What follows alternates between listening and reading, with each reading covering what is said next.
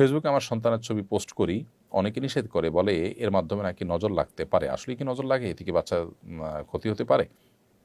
হ্যাঁ, বদনজরের বিষয়টি সম্পর্কে নবী সাল্লাল্লাহু আলাইহি ওয়াসাল্লাম হাদিস রয়েছে, আল আইনু হাক্কুন, বদনজর এটি সত্য।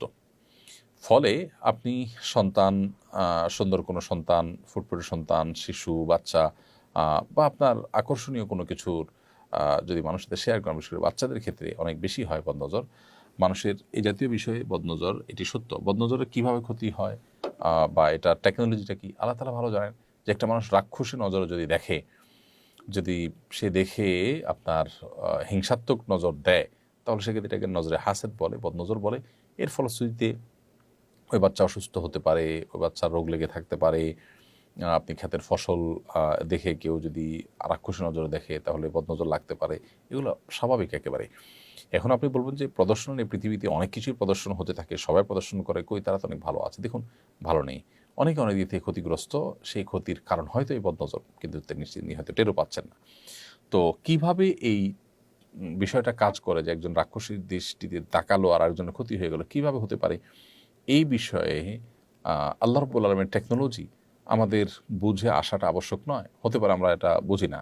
অনেক টেকনোলজি কিন্তু আমাদের বোধগম্য নয়, কিন্তু সেটাকে আমরা অস্বীকার করি না। ঠিক এটাও সেরকম। কোনো কোনো হাদিস থেকে বোঝা যায় যে মানুষকে বদনজর সেটি কবর পর্যন্ত পৌঁছে দিতে পারে।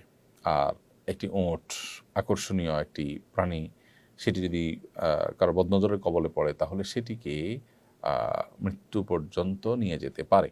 অর্থাৎ সেটা এমন পর্যায়ে অসুস্থ, রুগ্ন হয়ে যেতে পারে যে বাধ্য হয়ে মানুষ জবাই করে সেটাকে খেয়ে ফেলেছে, এরকম পর্যায়ে যেতে হতে পারে ওটের যেভাবে জবাইয়ের পদ্ধতি, অর্থাৎ নহত্যার মাধ্যমে। তো যাই হোক, বদনজরের বিষয়টি সত্য, এটি আমাদের অস্বীকার করবার কোনো সুযোগ নেই এবং বিশুদ্ধ হাদিস দ্বারা এটি প্রমাণিত।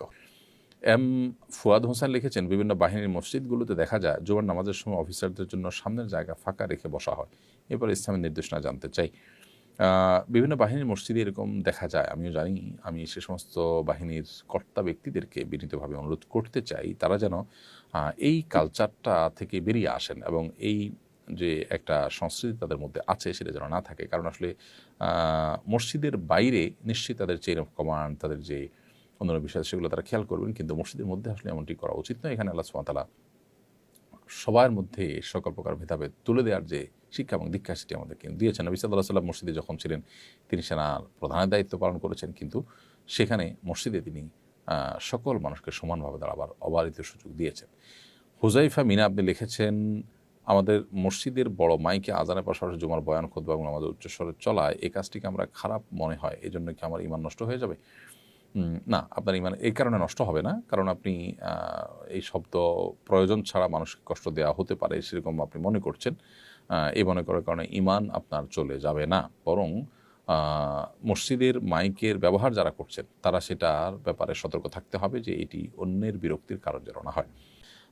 মাসুম বিল্লাহ লিখেছেন, বিয়ের 6 মাসের মধ্যে সন্তান জন্মগ্রহণ করলে সে সন্তান কি বৈধ হবে? ভাই মাসুম বিল্লাহ, বিয়ের 6 মাসের মধ্যে যদি সন্তান জন্মগ্রহণ করে, তাহলে সেটা যদি বিবাহের পরেই গর্ভধারণ হয়ে থাকে, তাহলে অবশ্যই বৈধ। শরিয়া দৃষ্টিকোণ থেকে এটি নাজায়েজ কিংবা হারাম নয়। কারণ এত অল্প সময়ের মধ্যে সন্তান গর্ভধারণ করা বা সন্তান আপনার জন্ম লাভ করা, এটা অসম্ভব নয়। বিধায় এটি মানে 6 মাসের মধ্যে সন্তান হয়েছে দেখেই এটাকে অবৈধ সন্তান বলে ট্রিট করা বা মন্তব্য করা উচিত হবে না। সাগর, এই আইডি থেকে আপনি লিখেছেন, বিসমিল্লাহ আল্লাহু আকবার বলে গুলি করে পাখি মারলে সেটি জবাই করার আগে মারা গেলে সেটি খাওয়া হালাল হবে কিনা? জি, আপনি গুলি করে যখন কোনো পাখিকে শিকার করবেন, তখন বিসমিল্লাহ আল্লাহু আকবার বলে যদি আপনি শিকার করেন, তাহলে সেক্ষেত্রে সেই শিকার করা পাখি আপনার জন্য খাওয়া হালাল হবে। আস-সুন্নাহ ফাউন্ডেশন, উম্মার স্বার্থে সুন্নাহর সাথে।